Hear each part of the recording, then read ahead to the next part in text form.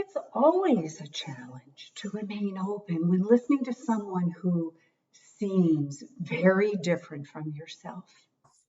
Everybody likes being told they're right, but that's not what empathetic listening is for. It helps to have a sense of humility.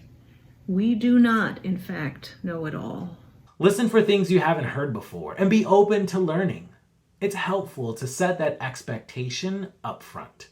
Let your partner know your conversation is about understanding one another better, nothing more.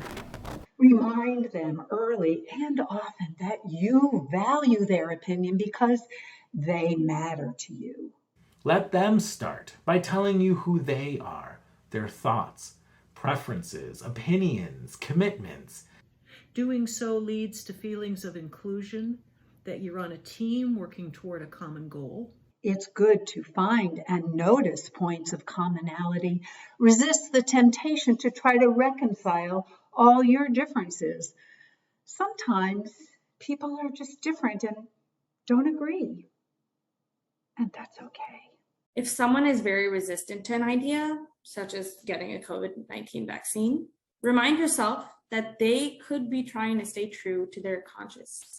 They might be expressing anxiety or struggling to orient themselves into a new way of thinking, or they might just not want the shot.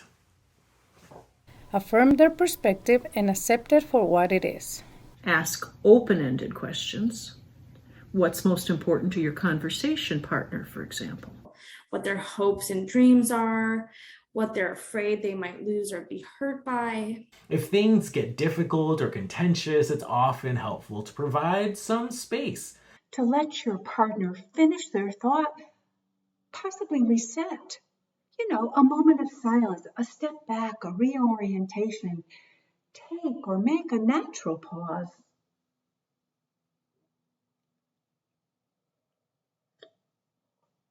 Would you like a glass of water? Or shuffle some papers. Adjust your seat or give a good stretch. Taking people and their stories seriously, it's a way of giving them basic human dignity. Let them be who they are, and you might both grow.